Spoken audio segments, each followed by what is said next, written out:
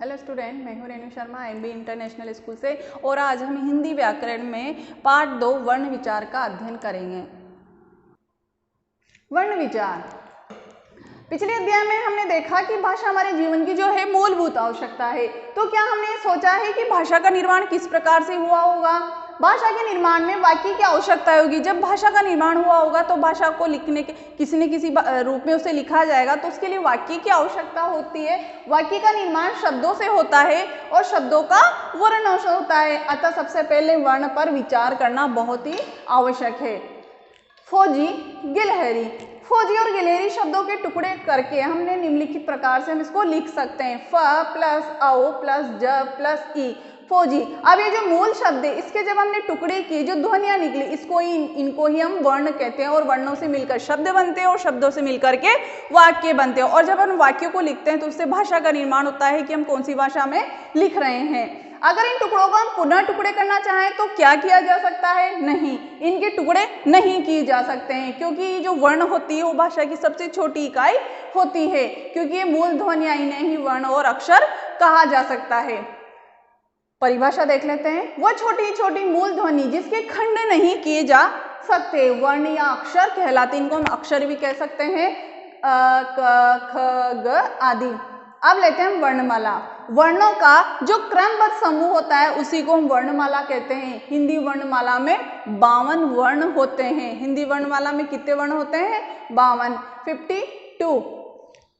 एक और परिभाषा देखते हैं। वर्णों के क्रमबद्ध समूह को वर्णमाला कहते हैं। हिंदी वर्णमाला में 52 वर्ण होते हैं। यहाँ पर एक सारणी दी हुई है, ठीक है। देखिए, हमारे हिंदी वर्णमाला में 11 स्वर और 2 अयोगवाह होते हैं, अंग और अह, इनको अयोगवाह बोलते हैं, ठीक है। और 11 स्वर होते हैं। और क वर्ग, च वर्ग, ट वर्ग, त वर्ग, प, ये स्पर्श व्यंजन कहलाते हैं। और य, र, ल, व ये अंतःस्थ कहलाते हैं, व्यंजन कहलाते हैं। श, श, स, ह ये ऊष्म व्यंजन कहलाते हैं, क्योंकि इनका जब हम उच्चारण करते हैं तो हमारे मुंह से ऊर्जा निकलती, गर्म हवा निकलती, ठीक है, जब भी हम इनका उच्चारण करते हैं, इसलिए इनको ऊष्म व्यंजन कहा जाता है। क्ष, त्र, ज्ञ, श इनको संयुक्त व्यंजन कहते हैं, क्योंकि ये 2 व्यंजनों के मेल से बनते हैं। ड और ढ ये नवविकसित वर्ण है, तो इनका योग हो गया 39 व्यंजन का।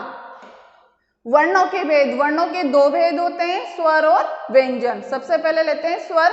जिन वर्णों के उच्चारण में दूसरे वर्णों की सहायता नहीं लेनी पड़ती है, जिन वर्णों का उच्चारण करते हैं उनके उच्चारण में हम दूसरे वर्णों की सहायता नहीं लेते हैं, तो उन्हें क्या कहते हैं? स्वर। ये स्वतंत्र होते हैं, किसी की सहायता की आवश्यकता नहीं होती इनका जब हम उच्चारण करते हैं। तो अ से औ तक ये 11 स्वर होते हैं। अब स्वर के हम भेद देखते हैं, तो उच्चारण की दृष्टि से इनके 3 भेद होते हैं, ह्रस्व, दीर्घ और प्लुत।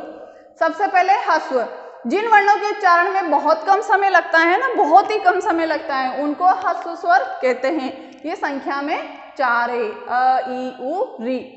दीर्घ स्वर। जिन वर्णों का उच्चारण में ह्रस्व स्वर से दुगना समय लगता है उनको दीर्घ स्वर कहते हैं, और ये 7 होते हैं संख्या में, आ, ई, उ, ए, ओ और औ।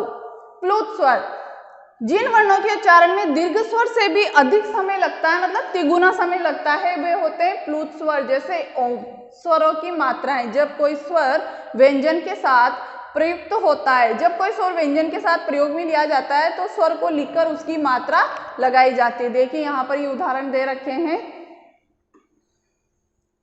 अयोगवाह।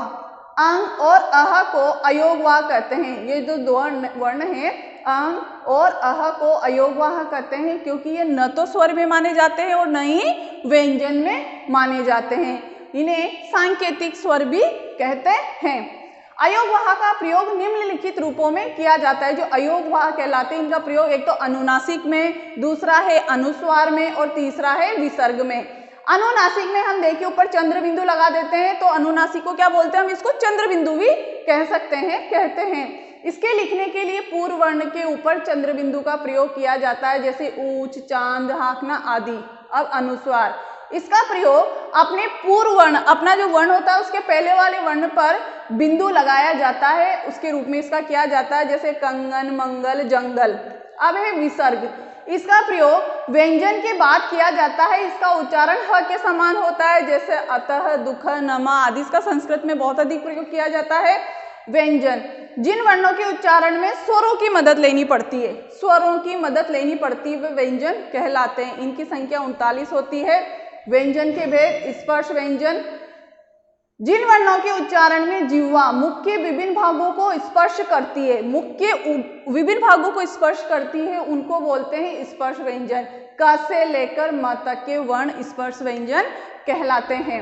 अब है अंतस्थ व्यंजन, जिन वर्णों के उच्चारण में श्वास का अवरोध बहुत कम होता है। जब श्वास बहुत कम लेते हैं हम इसका उच्चारण करते समय, तो वे अंतस्थ व्यंजन कहलाते हैं। य, र, ल, व अंतस्थ व्यंजन हैं ये वाले, य, र, ल, व।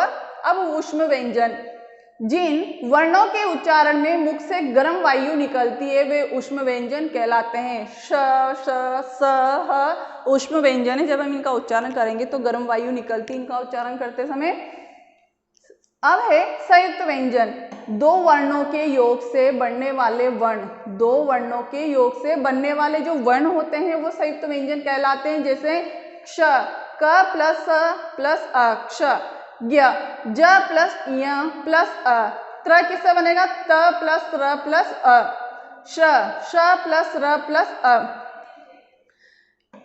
वर्ण विच्छेद, वर्ण विच्छेद से तात्पर्य है किसी भी शब्द के वर्णों को अलग करना, किसी भी शब्द के वर्णों को अलग करना ही वर्ण विच्छेद कहलाता है।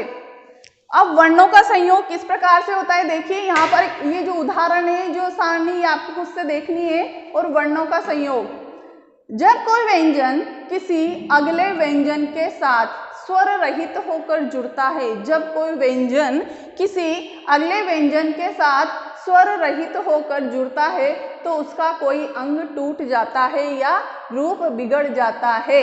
जैसे बिल्ली, अब ये दो है, ल डबल है, संयुक्त व्यंजन है, तो ये क्या है, एक रूप बिगड़ गया, एक आधा रह गया, एक वर्ण, ठीक है। बिल्ली, सच्चा, उज्जवल आदि। देखिए विशेष, सभी व्यंजन वर्णों में अस्वर मिला रहता है, इसलिए जब केवल व्यंजन वर्ण लिखना हो तो उसके नीचे हलंत लगा दिया जाता है। जैसे क, तो व्यंजन हलंत लगा दिया, आधा हो गया, प, ब आदि। अयोगवाह, अंग और अह दो ऐसी ध्वनियां हैं जो न स्वर मानी जाती है न व्यंजन, हमने पहले भी पढ़ा है। अयोगवाह का प्रयोग तीन प्रकार से किया जाता है: अनुसार, अनुनासिक, विसर्ग। चंद्र, ये बिंदु लगा देते हैं, फिर चंद्र बिंदु और विसर्ग।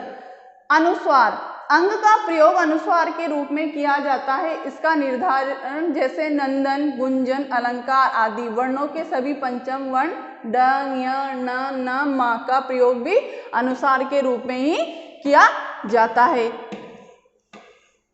तो इस प्रकार से आज हमने वर्ण विचार के बारे में जाना और समझा। Thank you.